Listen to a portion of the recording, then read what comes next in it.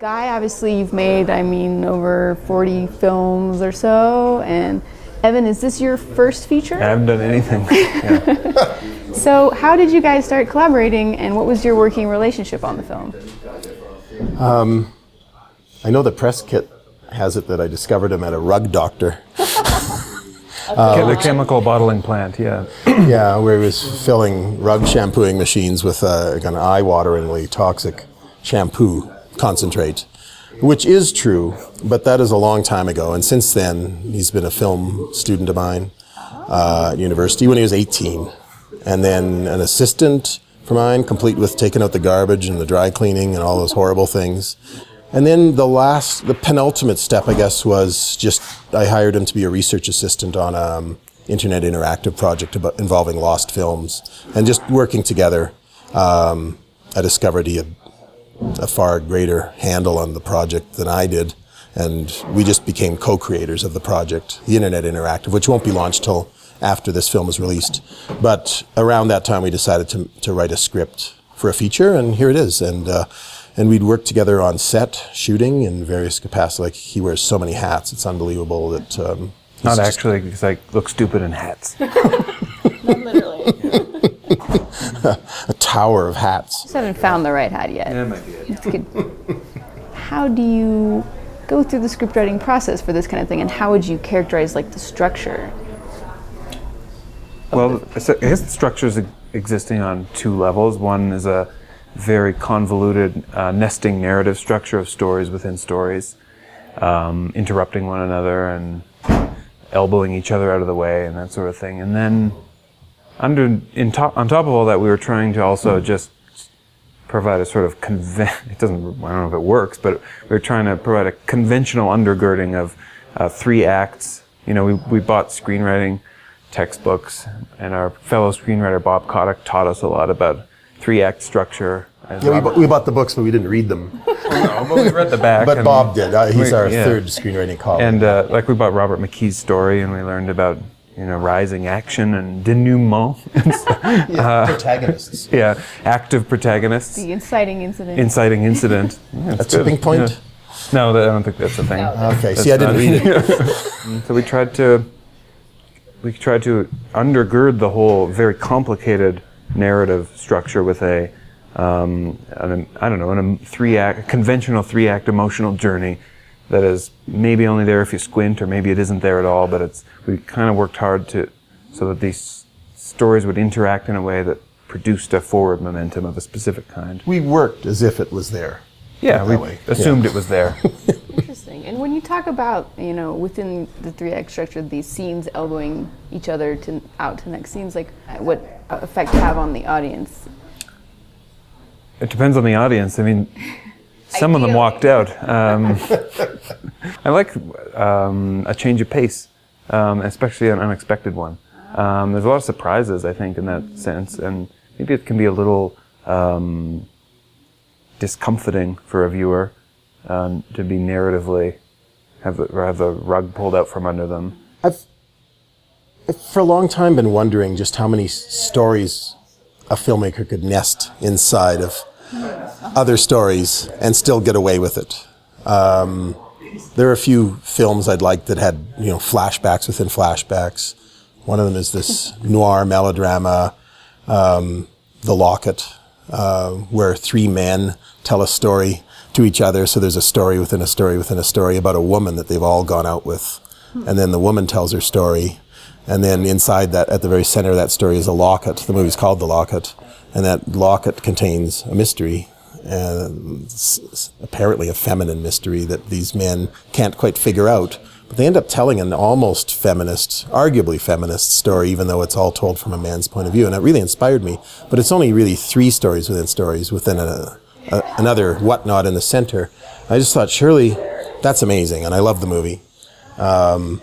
Someday I'd love to make a movie with a lot more stories nested within them. And then I remembered Raymond Roussel, and Evan had read more Raymond Roussel than I had, but the great French writer of unbelievably mysterious motivations, who nested countless stories within stories, and over and over again over a long career in plays and in poems and in short stories.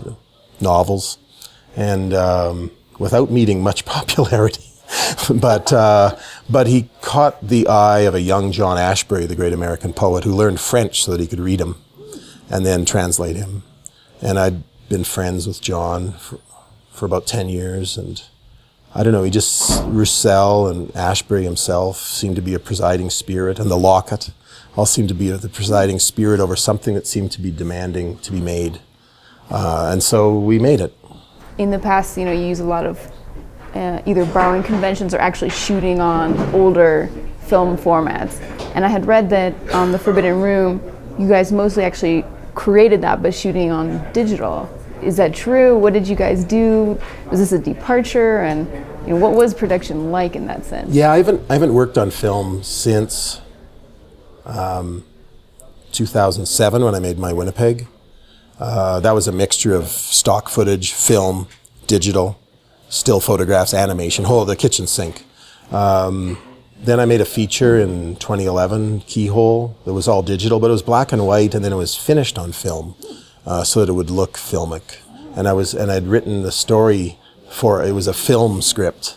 But all of a sudden, this thing is pretty filmic in inspiration, but I also we wanted to make sure that this thing was aggressively modern, and that it started off as an internet interactive before we decided to make a feature-length film out of it. But it definitely exists. It was conceived with in the digital realm, meant for the internet originally.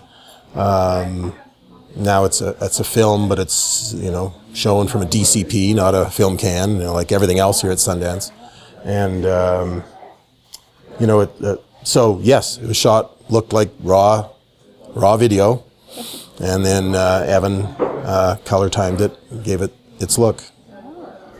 And The Forbidden Room is in the New Frontiers section, and it's definitely experimental, I guess, is what you'd call it. I don't know if that's the term you embrace, but where do you see experimental film, whatever that encompasses now, and where do you see things going in the future? It's funny, yeah. What Jim Hoberman once described me as either the most experimental mainstream filmmaker or the most mainstream experimental filmmaker, but I really didn't, for the first 20 years I was making films, I was just watching Hollywood pictures and then making my own movies, and due to either my taste or my ineptitude, they came off as quasi-experimental. But now I've dipped my toe into the experimental world, and I'm really excited. I feel like a newcomer, and so I'm really gobbling it up, but I don't have my bearings enough to make a prediction.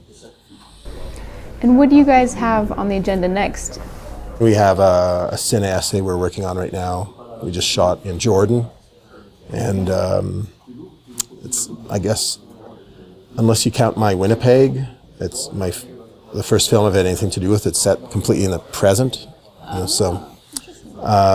yeah, and I'm pretty excited about the potential there, because we're really the process of starting over on a new project and just discussing it and collaborating properly from start to finish on a project set in the present really excites me. I just don't want to be perceived as repeating myself. I've heard a couple people say, Guy Mann's up to his old thing. And for every couple people you hear, there's a couple thousand people thinking it. And so, yeah, exactly. Enough. Sorry to shout. But no, I'm excited to, with the help of my smart friends, going in this new direction. And finally, do you have any advice for filmmakers maybe hoping to tell stories and starting out in their careers? You just find a already well-respected auteur director and just become his co-director. That's the easiest way, I think. What about you? Don't think other people haven't tried that with other filmmakers, I'm sure.